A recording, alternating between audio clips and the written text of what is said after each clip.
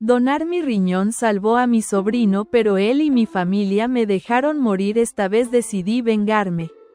Doné mi riñón derecho a mi sobrino Jesús Hidalgo, que sufría de insuficiencia renal, pero después de la cirugía mi salud se vino abajo. Mi cuerpo de 20 años se volvió tan débil como el de alguien de 80. Apenas podía levantarme de la cama, mucho menos cuidar la casa o trabajar. Entonces mi hermano Carlos Hidalgo y su esposa Verónica Chávez empezaron a acusarme de estar fingiendo para evadir mis responsabilidades. Carlos decía: solo te falta un riñón. ¿Crees que vamos a mantenerte para siempre? Verónica, en un ataque de histeria, compró un riñón de cerdo en el mercado y me lo arrojó a la cara. Toma tu riñón de vuelta, ahora sí estamos a mano. No con una insuficiencia renal unilateral. Morí antes de los 30 en un departamento barato en Guadalajara, pero cuando desperté otra vez había vuelto al día antes del diagnóstico de Jesús. Durante la cena él gritó: no quiero agua, quiero refresco. Tiró el vaso. Mi mamá Laura Sánchez, toda sonriente aunque empapada, dijo: aquí ya no hay refresco, luego te compro uno. Salté del sofá: yo voy a comprar. Allá cerré la puerta del departamento y sentí un alivio rarísimo. Temblando de miedo toqué mi costado. La cicatriz de la cirugía había desaparecido, gracias a Dios. Tenía los 2 riñones en mi vida anterior. Jesús necesitaba hemodiálisis semanal para sobrevivir. El trasplante era su única oportunidad. Cuanto me enteré, corrí al hospital y confirmé que mi riñón era compatible. Cuando Carlos y Verónica lo supieron, se arrodillaron rogándome que donara. Prometieron mantenerme el resto de mi vida y juraron que Jesús cuidaría de mí en la vejez. Doné mi riñón y salvé a mi sobrino, pero como era de esperarse, no cumplieron nada. Dejaron de pagar mis cuentas, me echaron de la casa y volvieron a tratar a Jesús como si yo nunca hubiera existido. Esta vez decidí: no voy a salvar a Jesús. En el supermercado compré 5 cajas de refresco. Desde niño vivía de soda y ni un trago de agua aceptaba.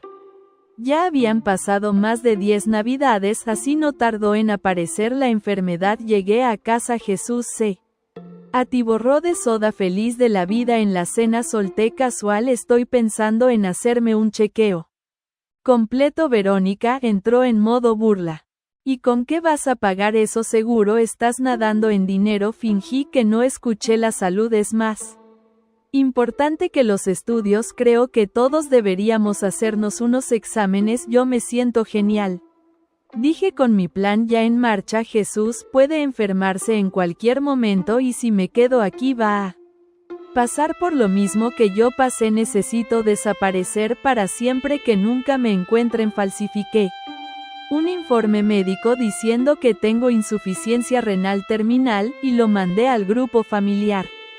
Cuando llegué a casa con el papel en la mano, fingí estar devastado. Vi a los 3 cuchicheando en la sala. Laura se acercó seria. Por un segundo creí que de verdad le importaba, hasta que dijo: le pregunté al médico: vas a necesitar diálisis de por vida, es muy caro y doloroso.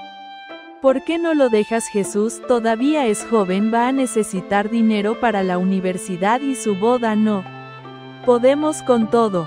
Verónica se acercó con una sonrisa cruel: fuiste tú quien pidió hacerse exámenes y descubrió esa enfermedad terminal. No, Jesús todavía tiene toda una vida por delante. Mejor vete de aquí antes de que tu mala suerte lo contagie.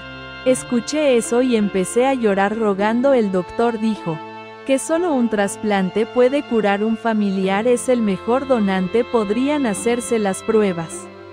No, Jesús también podría intentarlo. Y de la nada una bofetada: eres un monstruo, gritó Verónica con odio en los ojos. Sentí el ardor en la mejilla, me derrumbé en lágrimas. Él puede vivir con un solo riñón. Si él me dona el riñón, lo trataré como a un hijo propio. Le dejo toda mi herencia, dije. Verónica replicó en el acto imposible. Me giré hacia Carlos: por favor, Carlos, solo hazte la prueba de Compatibilidad quizás ni siquiera funcione. Laura se metió de inmediato. Protectora. Carlos está perfectamente sano. Si dona un riñón eso puede afectar su vida. Los tres se quedaron ahí unidos sin una pizca de compasión. Grité desesperada: mamá, yo también soy tu hija. ¿De verdad vas a dejarme morir? Laura respondió con frialdad: es el plan de Dios, yo te traje al mundo. Ya deberías agradecer por haber vivido hasta ahora. Me levanté, los miré con desprecio. Son demasiado fríos, Dios los va a castigar. Con rabia volteé la mesa de la cena, y lancé una silla contra los muebles rompiéndolo todo. Ni parecía enferma, ellos solo se quedaron ahí insultándome desde lejos sin valor para enfrentarme. Después de destrozarlo todo me calmé, salí sin mirar atrás, corriendo lo más rápido que pude con miedo de que me siguieran en el camino. Laura mandó un mensaje: nuestra relación de madre e hija se acabó. Tomé captura de pantalla y la subí a las redes sociales. Mucha gente no entendió, pensaron que era solo otra pelea familiar. Laura también publicó: a partir de hoy Brittany y yo ya no somos madre e hija. Algunos familiares intentaron calmarme: tranquila, los lazos de sangre no se rompen, pero yo respondí: no intenten convencerme, mi madre quiere verme morir, hasta dudo que sea hija suya de verdad. ¿Qué clase de madre hace eso? Entonces subí el informe médico falso al grupo familiar. Las críticas no tardaron. Laura: Brittany, es tu hija, está enferma.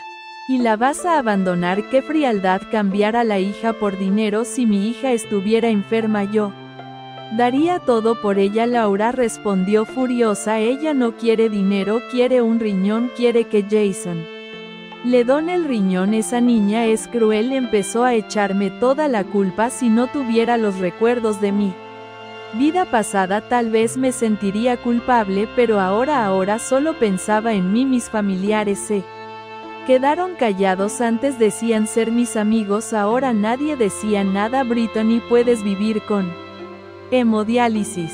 ¿Por qué insistes en un riñón? Carlos no puede perder uno. Si un riñón no se compra con dinero.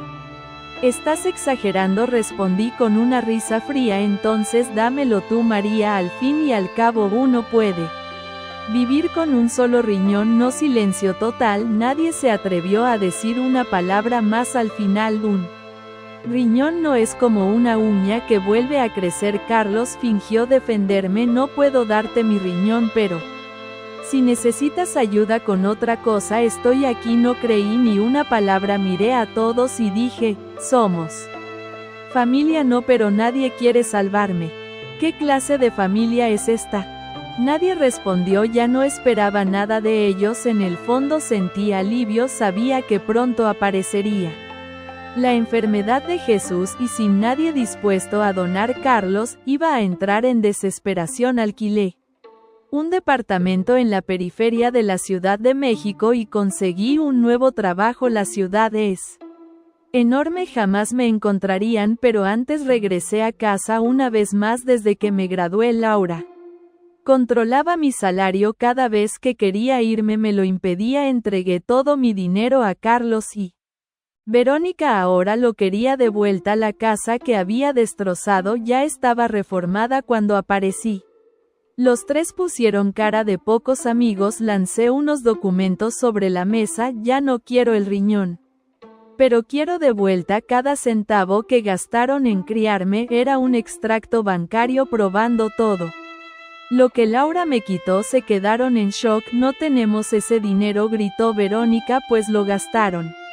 Ahora devuélvanlo. Me senté en el suelo dejando claro que de ahí no me iba sin cobrar. Laura gritó: yo te parí y te crié, tengo derecho a gastar tu dinero. Ahora lárgate. Saqué un cuchillo pequeño del bolso. Está bien si no pagan, total, ya estoy condenada y sé que Jesús estudia en 5º grado, grupo B, en la primaria que está en la esquina. Cierto silencio. Todos se quedaron paralizados. Laura cedió de inmediato. Respondí: así está mejor. Después de que cayó el depósito me levanté, miré la casa que dejó mi papá y dije: ilegalmente. También tengo derecho a una parte de esto.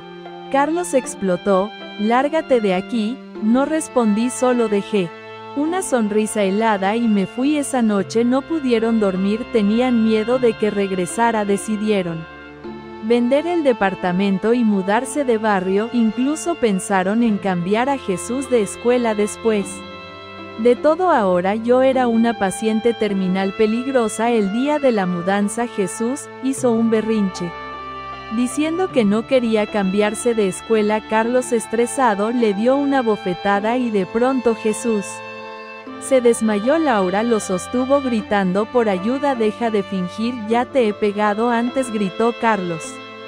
Pero yo sabía, la insuficiencia renal de Jesús había empezado a manifestarse. Abrí los ojos en un piso pequeño con la luz tenue del amanecer filtrándose por unas cortinas gastadas. El olor a café y pasteles recién hechos llegaba desde la cocina, despertando algo en mi interior. Me senté en el borde de la cama. Instintivamente llevé la mano a mi costado y noté la cicatriz, el recuerdo de mi pasado. Como donante seguía latente, aunque mi plan había sido convertirme en la autora de mi propia venganza. Mi nombre es Brittany, y esto es solo el comienzo. Me levanté con cuidado, aún sintiendo ese alivio extraño de poseer 2 riñones intactos. En la fría mañana de Madrid me vestí con prendas simples pero elegantes, reflejo de la seguridad que había cultivado en estos meses. Caminé hacia la cocina donde mi amiga, mi aliada, me esperaba con una taza de café. Necesitaba su mirada, su complicidad. Era ella quien mejor comprendía el peso de mi historia, quien no me juzgaba por el laudo falso ni por mis intenciones. Buenos días, me susurró en un tono suave al entregarme la taza. En sus ojos brillaba algo firme, un fuego silencioso de lealtad. Nos acomodamos en la pequeña mesa redonda. ¿Lista para empezar hoy?, preguntó. Asentí. En mi bolso guardaba documentos, facturas y pruebas que habían desencadenado ya la caída de Carlos y Verónica, juicios laborales, evidencias de traición y abandono. Pero hoy era el día de atacar desde otro flanco. Hoy presentaría en redes el audio de Laura, mi madre, confesando que siempre me vio como un gasto, nunca como una hija. Publicaría ese audio en un grupo de WhatsApp de familia y luego lo filtraría. Tomé un sorbo de café y sentí el café amargo subir por mi garganta, un contraste perfecto con la dulzura de mi objetivo. Vamos a hacerlo, dije en voz cuidita. Ella asintió con firmeza. Salí con el celular en la mano, en poso como una extensión de mi determinación. Abrí el grupo, subí el audio y pulsé enviar. Instantáneamente vi las burbujas de mensajes caer. Primero silencio, luego angustia, posteriormente furia. Sentí un nudo en el estómago, una mezcla de poder y vulnerabilidad. Sabía que estaba jugando con fuego, pero esa era mi forma de quemar el pasado. Regresé a casa, mi refugio temporal. Me descalcé y me tumbé en el sofá. De pronto mi teléfono vibró. Con una llamada de Carlos. Me quedé helada. ¿Qué quieres?, pregunté. ¿Por qué hiciste eso?, preguntó con voz tensa. Ese audio joderá a mamá, pero también mina todo lo que teníamos. Sentí el golpe de su reclamo, pero no retrocedí. Lo tenía que hacer así. Sienten lo que yo sentí durante años, que no era suficiente. Estás jugando con fuego, Brittany, debes detenerte. Esa advertencia entre temor y furia reflejaba mi victoria. Yo llevaba el fuego, ellos el miedo. Dejé la llamada sin contestar y me senté un momento. El silencio me abrazó. Empecé a repasar mentalmente mis siguientes pasos. Una exclusiva filtrada a un medio digital denunciando los desfalcos de la lotería de mamá que daría al día siguiente. Necesitaba darle un infarto moral, no solo a ellos sino al mundo que los protegía. Fue entonces cuando sentí un nudo fuerte en el pecho. No era miedo, era determinación. Esa noche, mientras me maquillaba frente al espejo, vi mi rostro, los ojos vivaces pero Con una sombra de obsesión pensé en Jesús, aunque lo sentía lejano, ahora sabía que mi plan lo alcanzaría más adelante. No quería que él sufriera a causa de mis hilos, aunque planeaba usarlos para controlarlos. Debía preparar el terreno cuidadosamente. Dormí poco pensando en lo que vendría: la revelación pública de la madre fraudulenta, la ruina profesional de Carlos y el escarnio social de Verónica. Sabía que en cada cetro emocional debía mantener mi propia fragilidad intacta. Mi propósito era claro: emerger indemne, poderosa, implacable. Al amanecer recibí una notificación: centenares de compartidos, comentarios furiosos. Laura había contestado en su perfil: esa no es mi hija Verónica. En Instagram lloraba humillada. Carlos bloqueaba a todos. El plan estaba funcionando, pero algo me hizo frenar. Un mensaje directo a mi cuenta secreta: sé dónde estás. Estás jugando con fuego. Jesús está enfermo. Temblé, mi corazón se aceleró. Aquí estaba yo, Brittany, con 2 riñones, un plan calculado y una certeza: nadie me volvería a despojar de mi memoria ni de mi poder. La vendetta recién comenzaba, y mientras la ciudad dormía supe que pronto todos sentirían el peso de mi silencio. Dormí poco aquella noche. Cada vez que cerraba los ojos revivía la voz temblorosa de Carlos al otro lado del teléfono y el mensaje anónimo que recibí: Jesús está enfermo. Era como si alguien me estuviera observando, como si alguien desde las sombras supiera exactamente en qué parte del tablero me encontraba. No me asustaba, no del todo, pero sí me inquietaba. ¿Cómo sabían dónde vivía? ¿Quién se atrevía a seguirme? Desperté antes del amanecer. Madrid aún respiraba en calma, con los primeros rayos tiñendo de naranja los tejados del barrio de Tetuán. Miré mi móvil. Otro mensaje: tú crees que tienes el control, pero no sabes lo que mamá escondió de ti. Lo leí varias veces. Me senté en la cama intentando calmar mi respiración. ¿Qué demonios quería decir con eso? A lo largo del día no pude concentrarme en nada más. Revisé mi apartamento 2 veces buscando micrófonos, cámaras, señales de intrusión. Llamé a mi amiga, la única persona en quien confiaba. Llegó en menos de una hora. ¿Tú le contaste a alguien dónde estoy?, le pregunté. Apenas abrió la puerta ella me miró herida. Jamás. Brittany, eres como una hermana para mí. Nunca lo haría, lo creí, pero la paranoia se había instalado en mi piel como una segunda capa. Era imposible ignorarla. Alguien sabe demasiado. Me están siguiendo. Me dijeron que Jesús está enfermo y ahora insinúan que mamá me escondió algo. Mi amiga frunció el ceño. ¿Qué podría haberte escondido esa mujer? Me encogí de hombros. No lo sé, pero lo voy a averiguar. Empezamos a investigar. Revisamos papeles viejos, registros médicos, fotos de infancia, cualquier cosa que pudiera dar pistas. Entre las cosas que me había traído cuando huí de casa encontré una carpeta que nunca había abierto. Dentro había una carta arrugada, sin sobre, sin fecha. Reconocí la letra de mi madre. Brittany, si algún día lees esto es porque las cosas han salido mal. No quise decírtelo mientras crecías, pero no eres hija de Carlos. En realidad nunca fuiste completamente mía. Fuiste adoptada en silencio. Nadie sabe, ni siquiera tu abuela. Tu padre biológico era un donante, una deuda que yo tenía que saldar. Me quedé sin aliento. Leí la carta varias veces como si cada palabra me perforara. Adoptada, un donante, dije en voz alta con la voz quebrada. Mi amiga se quedó helada. ¿Tú sabías algo de esto? No, nunca. Dios, Brittany, eso cambia todo. De pronto todo cobraba un sentido distinto. El desprecio de Laura, el favoritismo hacia Carlos, el hecho de que nunca me sintiera realmente parte de esa familia. Y si no era una hija para ella, porque simplemente no lo era. Y si mi existencia fue siempre una carga, un compromiso adquirido para saldar una deuda del pasado. Pero incluso con esa revelación, el dolor no se aliviaba, todo lo contrario. Ahora entendía por qué no Dudaron en abandonarme, yo no era de ellos, era desechable, voy a encontrar a ese hombre, a ese donante.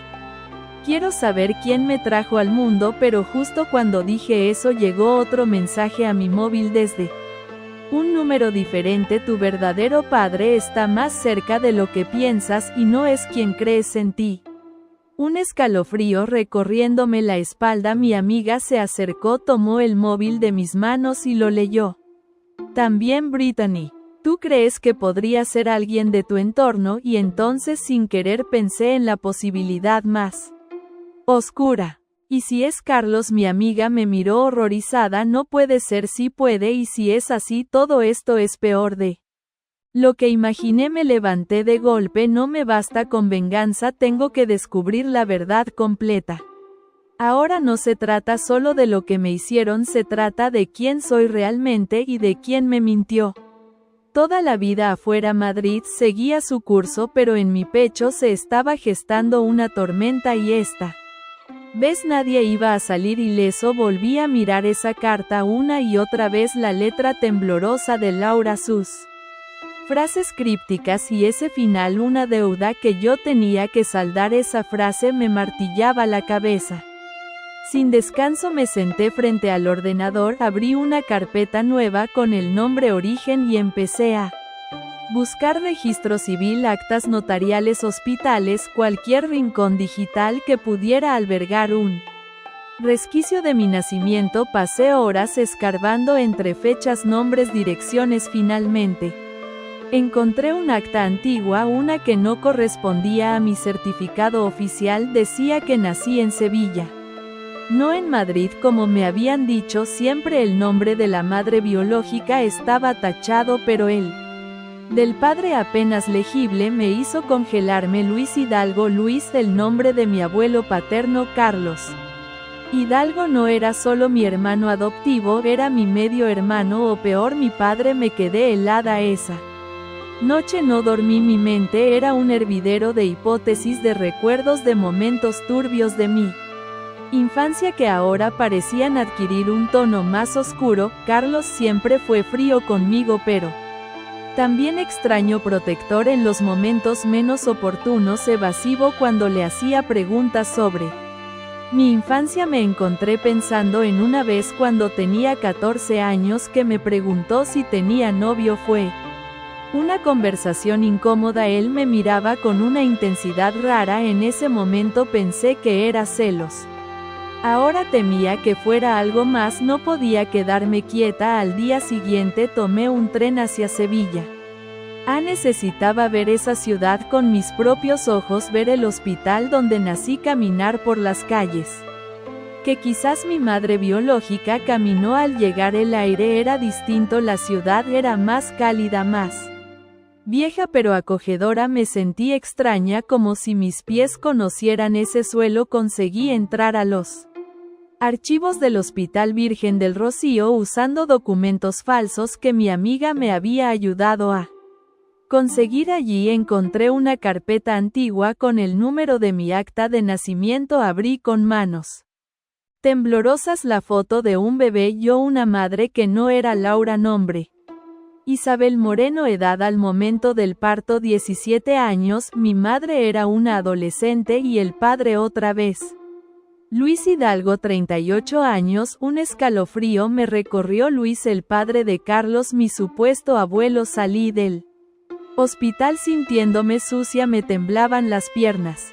¿Qué clase de familia era la mía? Me habían criado como hija. Mientras escondían este horror me mareé en mitad de la calle y vomité junto a una papelera. La gente pasaba sin mirar, era como si todo el mundo supiera algo que yo apenas empezaba a descubrir. Llamé a mi amiga, le conté todo. Hubo un silencio largo al otro lado de la línea. ¿Crees que Carlos lo sabe? Sí lo sabe y me crió así, es un monstruo, dije con la voz quebrada. Me senté en un banco de piedra frente a la catedral, miré el cielo, las campanas sonaban. Recordé los domingos de infancia cuando Laura me vestía para ir a misa, cuando Carlos se quedaba en casa alegando estar Resfriado o cansado por el trabajo, ahora todo eso me parecía una gran coartada, una red de mentiras bien tejidas. De pronto sonó mi teléfono. Número desconocido, contesté. Brittany, una voz de mujer grave, agitada. No vayas más lejos, te están vigilando. Si sigues hurgando vas a despertar cosas que es mejor dejar enterradas. ¿Quién eres? No importa, solo escucha. Isabel Moreno sigue viva, pero no quiere que la encuentres. Ella firmó el acuerdo, ella te entregó.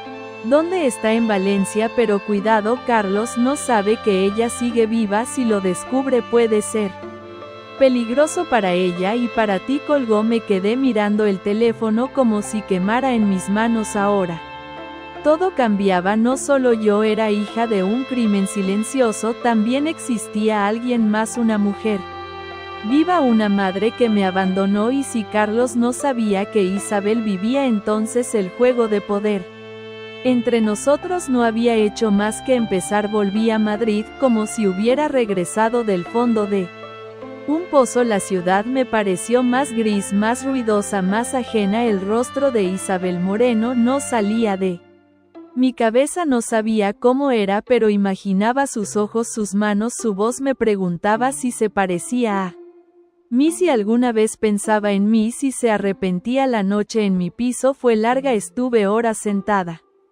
frente al ordenador leyendo foros de adopciones ilegales, testimonios de madres adolescentes obligadas a entregar a sus hijos. Cada historia parecía una variación de la mía, pero lo que más me dolía era pensar que yo fui un objeto de cambio, un intercambio, una deuda. Mi amiga me acompañaba en silencio. A veces se acercaba, me traía té, me abrazaba sin decir nada. En medio de todo este caos ella era mi único ancla. Fue ella quien me dijo, debes ir a Valencia y si no quiere verme entonces al menos sabrás quién es. Aunque te cierre la puerta en la cara, aunque niegue todo, necesitas cerrar ese círculo. Tenía razón. Tomamos un tren nocturno a Valencia. Llegamos al amanecer. Las calles estaban mojadas por la lluvia. Sentí que la ciudad me observaba como si supiera que algo importante iba a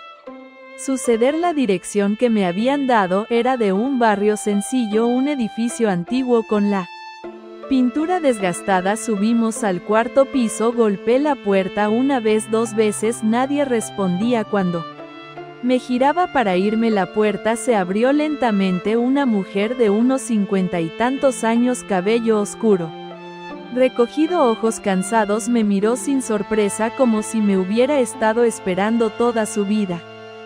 ¿Eres tú?, susurró. No sabía qué decir. Quise abrazarla, quise gritarle, quise preguntarle por qué, pero solo dije, ¿eres Isabel?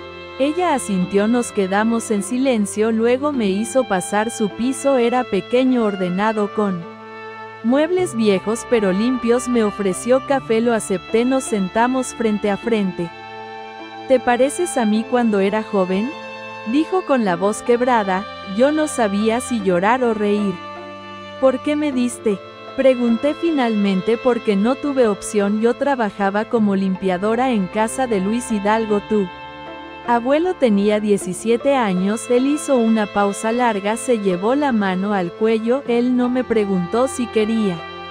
Solo lo hizo. Me amenazó con denunciar a mi padre, que estaba en la cárcel. Me dijo que nadie me creería. Me usó, me dejó embarazada, me pagó el silencio con una vida, la tuya. Me quedé paralizada. Y Laura, su esposa, ella no podía tener hijos. Cuando supo de ti no me dejó decidir. Me dijeron que sería mejor así, que tendrías una vida mejor. Me llevaron a una clínica privada, firmé un papel y nunca más supe de ti hasta que me escribieron hace unos días. Me dijeron que estabas buscando respuestas, que querías saber quién te escribió. Se levantó, fue a su dormitorio y volvió con un sobre. Dentro había una carta manuscrita. Reconocí la letra, era Carlos. Decía, si Brittany te encuentra, no digas nada, dile que no sabes nada o tú también pagarás. Mi sangre hirvió. ¿Cómo consiguió tu dirección? Siempre supo dónde estaba, me vigilaba, me mandaba dinero una vez al año. Para que callara me levanté de golpe. Ese hijo de me crió sabiendo todo esto, me dejó morir por Jesús. Sabiendo que era mi hermano e hijo de su propio padre, Isabel empezó a llorar. Perdóname, Brittany, no sabía qué más hacer, solo intenté sobrevivir. La miré con una mezcla de compasión y rabia. No podía odiarla, no después de todo lo que había vivido, pero no podía perdonarla tan rápido tampoco. Me acerqué, le tomé la mano. Ahora ya sé quién soy y tú también vas a hacer tu parte. ¿Qué quieres que haga? Quiero que vengas a Madrid, que digas la verdad en público. Ella abrió los ojos. No puedo. Puedes, porque si no lo haces tú lo haré yo, y esta vez no habrá vuelta atrás. Nos miramos por varios segundos. Al fin asintió. Está bien, pero quiero una cosa. ¿Qué? Quiero abrazarte solo una vez como madre. No pude negarme, y en ese abrazo por un momento volví a sentir algo que creí perdido, pero al regresar a Madrid encontré mi puerta abierta. Todo estaba revuelto: papeles, ropa, ordenadores, un mensaje escrito en el espejo con pintalabios: jugaste demasiado. Ahora va en serio. Y en la mesa de la cocina una foto reciente de Jesús conectado a una máquina de diálisis. Cuando vi esa foto de Jesús conectado a una máquina de diálisis sentí que el aire se me escapaba del pecho, no porque me doliera por él, no del todo, sino por la forma en que la usaron. Era un mensaje, una amenaza, un recordatorio. Podía destruirlo, sí, pero ellos también sabían cómo golpearme donde más dolía. Jesús era inocente. Por más que odiara a Carlos y Verónica, por más que quisiera que se arrodillaran y confesaran todo, Jesús era solo un niño al que había amado como a un hermano, como a un hijo, pero ahora su imagen era usada como moneda de guerra, como escudo o, peor, como carnada. Mi amiga llegó al piso minutos después. La encontré parada frente al espejo,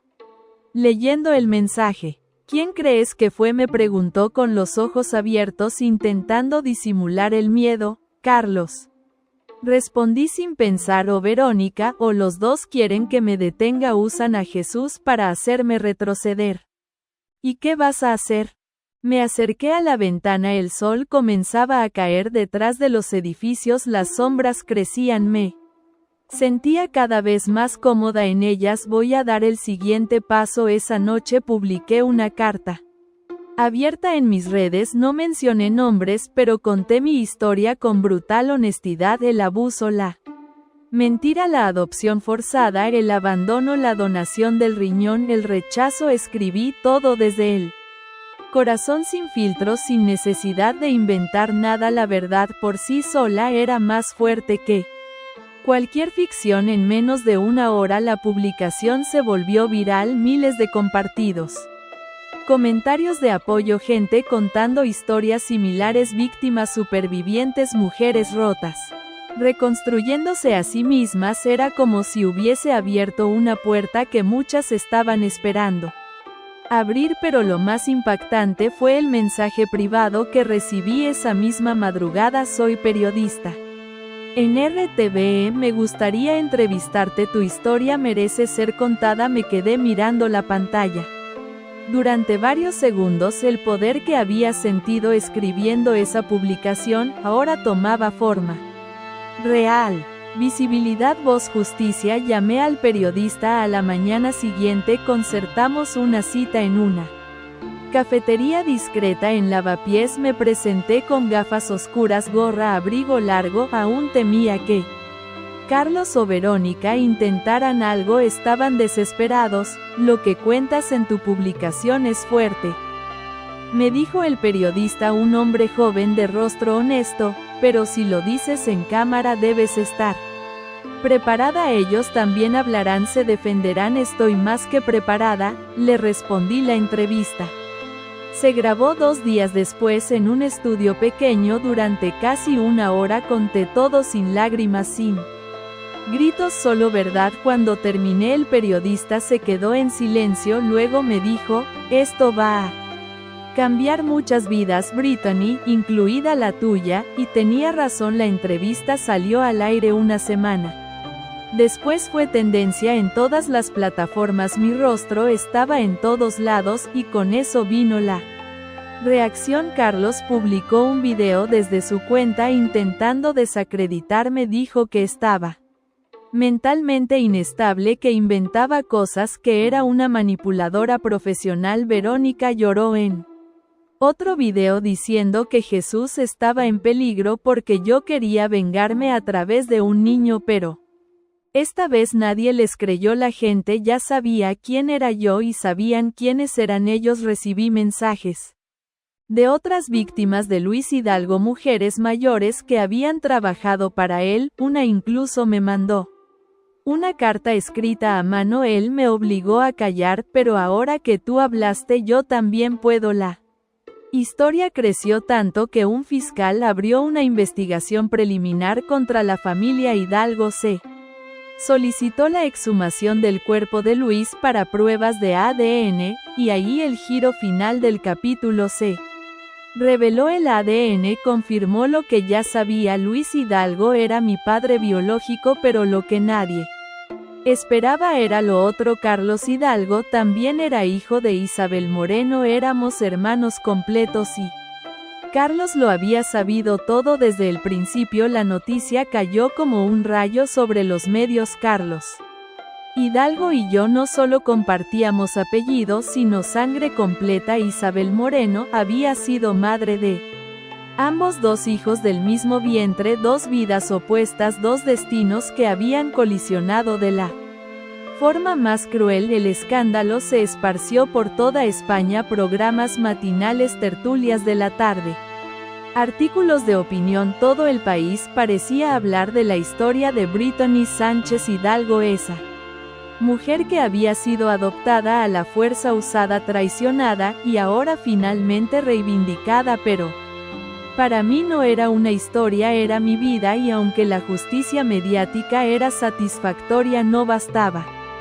Yo quería mirarles a los ojos, quería ver cómo se rompían, y ese momento llegó más rápido de lo esperado. Recibí una citación judicial. Carlos me había denunciado por difamación, extorsión y amenaza.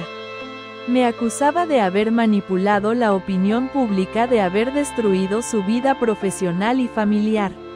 En su declaración jurada afirmaba que todo era una invención de una mujer enferma emocionalmente, con delirios de grandeza y traumas no resueltos. Lo leí en silencio, respiré hondo, luego sonreí. Porque lo que él no sabía era que yo tenía algo más. Guardaba un audio, una conversación grabada sin que él lo supiera años atrás, cuando vivíamos bajo el mismo techo. En ese audio Carlos decía con claridad: si ella muere mejor, Jesús podrá tener una vida normal. No fue idea mía que se quedara sin riñón, fue mamá, yo solo hice lo que me dijeron. Tenía su voz, tenía su cinismo, tenía su confesión. Fui a la audiencia con la cabeza alta. No estaba sola, mi amiga estaba a mi lado como siempre. Isabel, mi madre biológica, también vino, no para declarar sino para acompañarme. Había pedido perdón, lo había hecho públicamente, y aunque el dolor aún ardía, algo en mí necesitaba verla allí. Carlos estaba acompañado de Verónica, ambos parecían sombras de lo que habían sido rostros demacrados, miradas vacías. Intentaron evitar mi mirada, pero yo no parpadeé. El juez nos escuchó a ambos. Mis abogados presentaron el audio. Carlos palideció, intentó interrumpir, el juez lo detuvo. En esa sala era una sentencia. Salí de allí sin cargos, mi nombre fue limpiado oficialmente, pero eso no era lo que me importaba. Lo que me importaba era lo que vino después. Jesús había sido ingresado de urgencia. Nuevamente su estado empeoraba. Verónica me mandó un mensaje privado: no sé qué hacer, lo están perdiendo. Carlos no quiere donar, yo tampoco soy compatible, eres la única que puede hablar con él. Por favor, por Jesús. Miré el mensaje por varios minutos, no respondí. Esa noche Carlos vino a verme. Estaba destrozado, ojeras profundas, cabello desordenado, manos temblorosas, pero aún así arrogante. Incapaz de pedir perdón, necesito hablar contigo, dijo al entrar a mi piso. ¿Y ahora sí sabes dónde vivo? Le respondí sin moverme del sofá. Jesús, está mal, lo sé, no tengo a quién más recurrir. ¿Y qué quieres de mí, Carlos? Quiero que hables con los médicos, diles que puedes donar, que estás lista. Solté una carcajada amarga. Yo, después de todo, Carlos bajó la mirada, por primera vez lo vi. Frágil, realmente frágil. Por favor, no por mí, por él, solo por él. Me levanté despacio. Tú sabías que éramos hermanos, sabías que Isabel era mi madre, me dejaste sufrir, me dejaste morir, me robaste la infancia, la verdad, la dignidad, y ahora vienes a pedirme favores. Carlos me miró sin decir nada. No te preocupes, Carlos, yo ya no soy la misma Brittany, no me mueve la rabia, me mueve el control. Él frunció el ceño.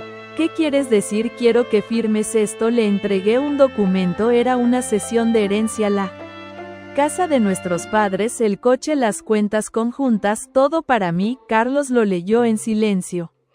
Estás loca, no estoy tranquila. Si quieres que considere hablar con los médicos, firmas eso y haces un video público confesando todo, toda la verdad, sin excusas, sin mentiras. Carlos me miró con odio, pero luego miró el teléfono, una notificación del hospital. Jesús había tenido un paro leve, firmó, y esa noche subió el video. Mi nombre es Carlos Hidalgo y vengo a confesar. Lo vi hasta el final y entonces, por primera vez en mucho tiempo, dormí en paz, pero a la mañana siguiente recibí una llamada inesperada del hospital. Señorita Brittany, tenemos un problema, el riñón compatible que Jesús necesita no es el suyo ni el de Carlos, hay otra persona más cercana en parentesco, una que aún no ha sido identificada. Me quedé en silencio. ¿Qué quiere decir? Queremos saber si hay otro hermano, otra madre, o quizás un segundo padre. Y entonces supe que lo peor aún no había sido revelado. Al colgar la llamada del hospital sentí como si el suelo se hundiera bajo mis pies. Otro padre, otro hermano. ¿Qué demonios estaba pasando mi cabeza? No podía más. Me senté en la cama con las piernas temblorosas. El mundo, que ya era una maraña, se deshacía en nuevas hebras aún más enredadas. Llamé de inmediato a Isabel. Atendió con voz ronca. ¿Qué pasa, hija? Necesito que me digas la verdad toda, ya no estamos jugando. Hubo un silencio largo al otro lado, entonces su voz cambió. ¿Qué te han dicho? Que hay otra persona con compatibilidad genética más alta con Jesús, que no es Carlos, que no soy yo, hay otro hijo tuyo. Oté. El silencio se volvió una presencia densa entre nosotras. Sí, susurró. Sentí que algo se rompía dentro de mí. ¿Desde cuándo lo sabes? Desde siempre. Me pegué con acento agudo la boca para no gritar. ¿Quién es? Se llama Álvaro Martínez, era médico residente en el hospital donde me internaron después del abuso de Luis. Yo estaba destruida, él fue el único que me trató con humanidad y cometí un error. Quise escapar del horror de Luis y me refugié en él, pero estaba embarazada. Ya no me dijo nada, pero cuando nació Carlos pidió la prueba genética por curiosidad médica. Descubrió que no era su hijo. Pero te cuidó igual, me cuidó a mí. Y tú. Yo me marché, me sentía sucia, indigna. Le dejé una carta, nunca más lo volví a ver. Me quedé helada. ¿Estás diciendo que Álvaro podría ser padre de otro hijo tuyo? Sí, quedé embarazada de él poco antes de desaparecer, pero no sé qué pasó con ese bebé. Nunca supe si lo crió, si lo dio en adopción o si ni siquiera nació. La cabeza me daba vueltas. Otro hermano, alguien más allá con mi sangre, y si era esa persona que ahora podía salvar a Jesús. ¿Dónde está Álvaro? La última vez que supe de él vivía en Zaragoza, pero eso fue hace más de 20 años. No dudé, colgué, compré 2 billetes de tren esa misma tarde. Mi amiga, sin preguntar, empacó una mochila y me siguió. El viaje fue silencioso. Yo iba sumergida en mi mente, repasando cada palabra, cada posible conexión, y si ese hermano era mayor, y si había estado cerca todo el tiempo, y si era Alguien que ya conocía. Al llegar a Zaragoza fuimos directo al colegio de médicos. Nos tomó 2 horas convencer a una secretaria para que nos diera una pista. Finalmente accedió un tal Álvaro Martínez. Había trabajado como médico general hasta su jubilación, ahora vivía en un pueblo cercano. Todos fuimos en coche alquilado. El pueblo era pequeño, de esos donde todos se conocen. Preguntamos por Álvaro. Una anciana nos señaló una casa modesta al final de una colina. Toqué la puerta una vez. Nada, 2 veces. Escuché pasos. Se abrió. Un hombre mayor, delgado, de mirada intensa, nos miró. Álvaro Martínez, pregunté. Soy yo, mi nombre es Brittany, soy hija de Isabel Moreno. El hombre palideció, tuvo que apoyarse en el marco de la puerta. Isabel, Dios mío, lo invité a sentarse, le conté todo o casi todo. Supe que no mentía cuando sus ojos se llenaron de lágrimas. Yo la amé aunque no me eligiera. Nunca supe qué pasó con ella ni con el bebé, siempre temí lo peor. Ese bebé pudo haber nacido, le dije, y podría ser hermano mío y también compatible con Jesús. Álvaro se quedó en silencio, luego se levantó, fue hasta un cajón y sacó una carpeta. Había papeles, fotos. Una joven me buscó hace años, dijo que era adoptada, que sospechaba que su padre podía ser yo, pero yo no tenía pruebas, no supe ayudarla.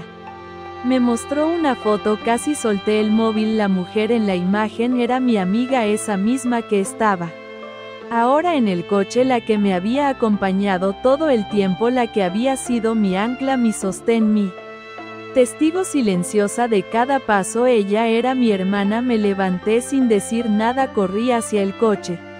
Abrí la puerta de golpe. Ella me miró sorprendida. ¿Qué pasa? ¿Todo bien? ¿Por qué no me lo dijiste? ¿Por qué? Sus ojos se llenaron de lágrimas al instante. Lo supe hace poco cuando vi la entrevista. Cuando te vi llorar en la pantalla sentí algo como un reflejo, como si lloraras por mí. También fui al hospital, pedí el ADN, coincidimos, pero tenía miedo, no quería perderme, dije con la voz quebrada. Eres mi hermana y puedes salvar a Jesús. Ella asintió con el rostro empapado. Hazlo, le dije.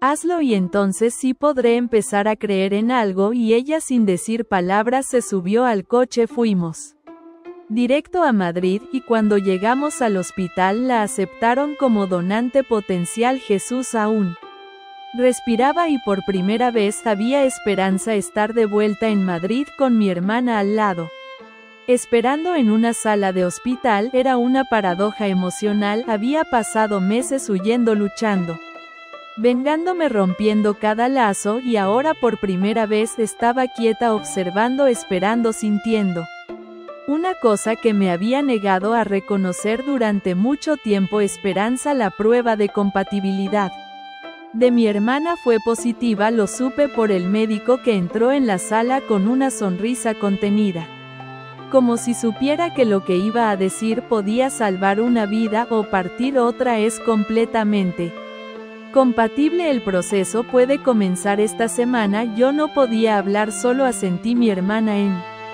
cambio se puso de pie y por primera vez desde que la descubrí me miró directamente a los ojos con la certeza de quien conoce su propósito. No lo hago por ellos, dijo, lo hago por ti, porque tú me salvaste primero. Brittany, sin saber quién era, me diste un lugar, me escuchaste, me hiciste sentir que pertenecía a algo. Tragué saliva, no estaba acostumbrada a esa clase de palabras. Me hacían sentir vulnerable y en mi mundo eso podía significar peligro. Gracias, murmuré apenas audiblemente, pero no todo iba a ser tan simple. Horas después, Carlos apareció en el hospital. No había sido invitado, nadie lo había llamado, pero como siempre aparecía en el momento más inoportuno. Quiero hablar contigo, dijo con el rostro pálido y las manos sudorosas. ¿No tienes nada más que decirme?, respondí sin levantarme de la silla. No, si tengo. No vine por Jesús, ni siquiera por ti, vine por mí. Porque necesito que escuches algo antes de que me detesten para siempre. Eso ya pasó. Carlos se sentó Frente a mí sus ojos vidriosos, un hombre destrozado. Yo supe que eras mi hermana desde los 12 años. Mamá me lo dijo en secreto, me juró que nunca debía contártelo, que si lo hacía todo se rompería, que te irías, que ella quedaría sola, y eso justifica lo que hiciste después, lo que me dejaste vivirle.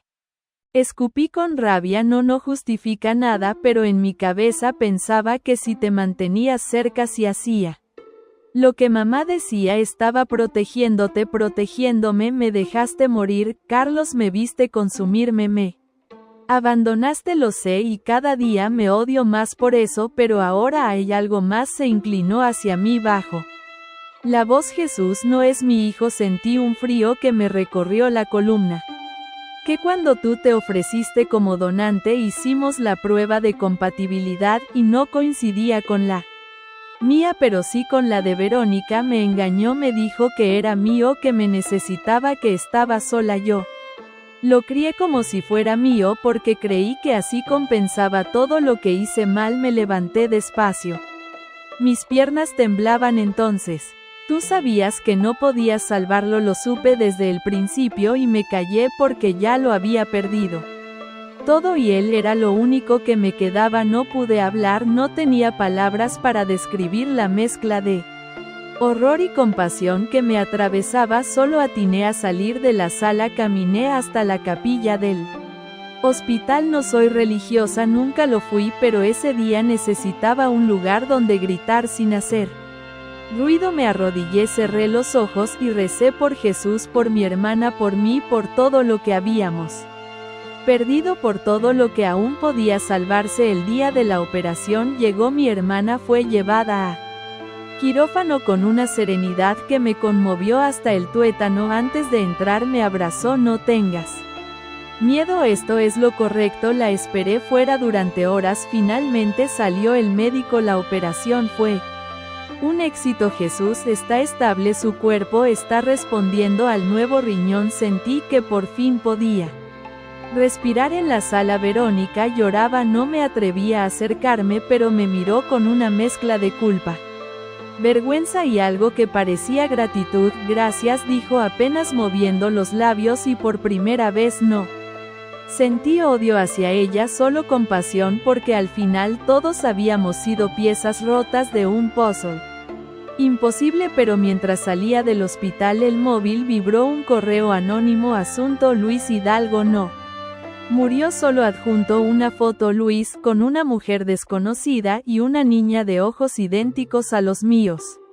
El pasado no había terminado, todavía había una historia que no conocía. Estuve toda la noche sin dormir con la foto abierta en el móvil como si fuera una herida que no cerraba. La niña de la imagen tendría unos 7 u 8 años, estaba en brazos de Luis Hidalgo con una sonrisa tímida casi ensayada a su lado. Una mujer morena elegante con ojos fríos. Ninguna de las dos me conocida, pero la mirada de la niña, esa mirada era mía. Como un reflejo perturbador volví a mirar el asunto del correo. Luis Hidalgo no murió solo.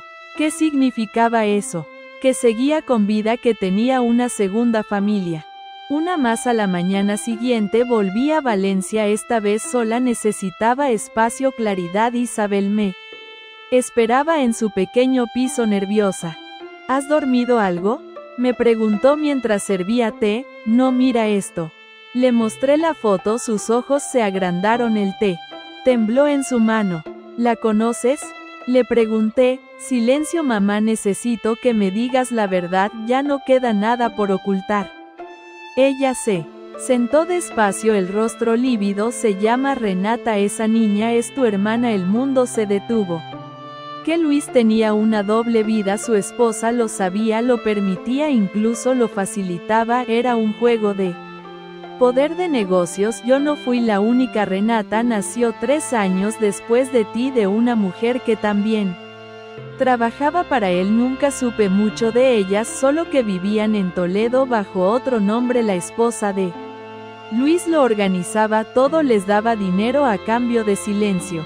¿Y por qué ahora? No lo sé, tal vez alguien quiere que tú lo sepas, tal vez la niña también busca Respuestas. Me levanté con el corazón en llamas, no podía más con tantos secretos, tantas medias verdades, tantas mujeres usadas, silenciadas, enterradas emocionalmente por ese hombre. Fui a Toledo.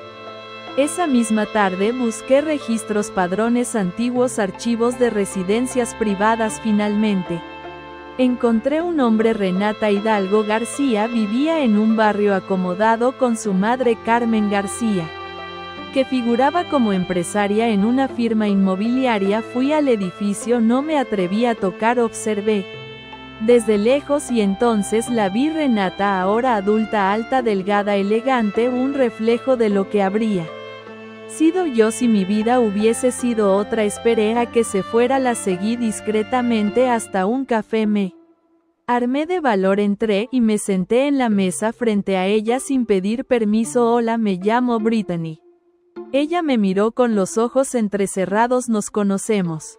No, pero compartimos algo. Luis Hidalgo, él era tu padre y también el mío. El silencio que siguió fue denso, pero no de negación, de reconocimiento. Sabía que vendrías, dijo al fin bajando la mirada. ¿Cómo recibí un sobre hace semanas con tu historia, con la carta de Isabel, con la entrevista? ¿Quién te lo envió? No lo sé, pero tenía tu nombre, tu foto, y una nota que decía, tu hermana necesita saber. ¿Por qué no me buscaste? Porque no sabía qué tipo de persona eras. Todo lo que leí de ti parecía una mujer llena de odio y yo ya tengo suficiente oscuridad. ¿Y tú qué sabes de oscuridad? Le escupí con rabia contenida. Ella me miró con una expresión de dolor sincero. Luis también me hizo daño a mí y a mi madre. Nos encerró en una casa durante años, nos vigilaba, nos manipulaba. Fui criada con miedo. Me liberé cuando él murió, pero nunca sané. Me quedé helada. Entonces, ¿por qué vives como si nada? Porque fue la única forma que encontré de sobrevivir. Nos quedamos en silencio. Dos mujeres, dos hijas del mismo monstruo, dos víctimas con cicatrices distintas. ¿Qué quieres de mí?, preguntó finalmente. Nada, solo la verdad, y quizás una aliada. Ella me miró por largos segundos. Entonces prepárate porque mamá aún tiene cosas que contar. Carmen, sí, ella no fue solo una víctima, fue cómplice de todo, incluyendo tu adopción. Mi corazón se detuvo. Que ella firmó los papeles que te sacaron de los registros. Ella tenía conexiones. Ella es la que manejaba los silencios. Mamá fue la arquitecta del engaño. ¿Y por qué lo haría? Porque Luis la tenía comprada y porque te odiaba a mí. Eras la hija que él no pudo controlar, la que venía de la sirvienta rebelde. Tú eras la mancha. Me quedé sin palabras. El mundo se volvía más oscuro con cada paso. ¿Estás dispuesta a enfrentarla conmigo?, preguntó Renata con voz firme. ¿Estoy dispuesta a terminar todo esto?, respondí, y esa noche planeamos algo juntas por primera vez, una confrontación final. Pero antes de volver a Madrid recibí un mensaje en mi móvil, un video, Jesús llorando, y la voz de Carmen detrás. Sí, no te detienes, lo haré sufrir como su abuelo nos hizo a todas. El video no duraba más de 20 segundos. Jesús en una cama de hospital temblando, llorando, no gritaba, solo lloraba en silencio. Detrás la voz de Carmen García, helada, articulando una frase que no podía sacarme de la cabeza. Si no te detienes, lo haré sufrir como su abuelo nos hizo a todas. Apagué el móvil, me quedé inmóvil en medio del vagón de tren de vuelta a Madrid. Mi hermana Renata sentada a mi lado no dijo nada, solo me miró. Ya no éramos dos desconocidas, éramos dos piezas rotas de una misma máquina de destrucción. Lo vamos a enfrentar, dije al fin con una calma que no sentía. Sí, respondió ella, pero esta vez no va a haber más silencio. Cuando llegamos a Madrid no fuimos al hospital, fuimos directo al despacho de una jueza especializada en delitos de abuso y conspiración, con pruebas, con testimonios, con la carta de Isabel, con el audio de Carmen que Renata había grabado en secreto años atrás. Todo. La jueza lo Escuchó todo con paciencia, con frialdad profesional, pero al final dijo las palabras que más esperábamos. Vamos a emitir una orden de detención contra Carmen García por encubrimiento, falsificación de documentos y amenaza contra un menor. Ese mismo día la policía llegó al hospital. La encontraron escondida en el cuarto de suministros. Carmen no gritó, no suplicó, solo murmuró: todas merecían sufrir. La llevaron esposada. Jesús estaba a salvo. Esa misma tarde lo visité, me miró aún débil pero con una chispa en los ojos, intentó sonreír. ¿Me vas a dejar otra vez?, me preguntó con la voz rasposa. Me senté a su lado. No, esta vez no. Verónica estaba sentada en una esquina, lloraba en silencio, no por él, por ella, por todo lo que había perdido. Carlos no apareció después de su confesión, se recluyó, nadie sabía dónde estaba. Algunos decían que se había ido a Galicia, otros que había intentado quitarse la vida. Nunca confirmé ninguno. Semanas después celebramos la recuperación de Jesús, en una pequeña reunión. Isabel vino, mi hermana también. Incluso algunos primos que antes me ignoraban aparecieron, querían redimirse, algunos sinceramente, otros por culpa. Yo los recibí a todos, no con brazos abiertos, pero con la dignidad de quien ya no necesitaba venganza. Había ganado. En los meses que siguieron mi historia fue recogida por editoras, periodistas, terapeutas, activistas. Di charlas, fundé una organización para mujeres víctimas de abusos familiares. Isabel se convirtió en una de las portavoces, Renata en la coordinadora legal. Jesús se recuperó completamente, empezó terapia, quería ser médico para ayudar a otros como tú me ayudaste, me decía. Cada vez que lo escuchaba sentía que algo dentro de mí sanaba un poco más. Un día recibí una carta manuscrita, era de Carlos. Lo perdí todo, pero tú recuperaste lo que siempre fue tuyo, la verdad. Cuídalo, cuídate y perdóname si puedes, si no al menos recuerda que fui cobarde pero no ciego siempre. Supe que tú eras lo mejor de todos nosotros. Nunca respondí pero lo guardé y así aquí estoy ahora, sentada en la misma casa donde un día me dijeron que no valía nada. Ahora es mía por completo. Legalmente, emocionalmente, espiritualmente. Miro por la ventana, veo a Renata riendo con Isabel en el jardín, Jesús lanzando una pelota, mi hermana sentada con un libro en el regazo, y entiendo por fin que no necesito más fuego porque ya los quemé a todos, no con odio sino con verdad.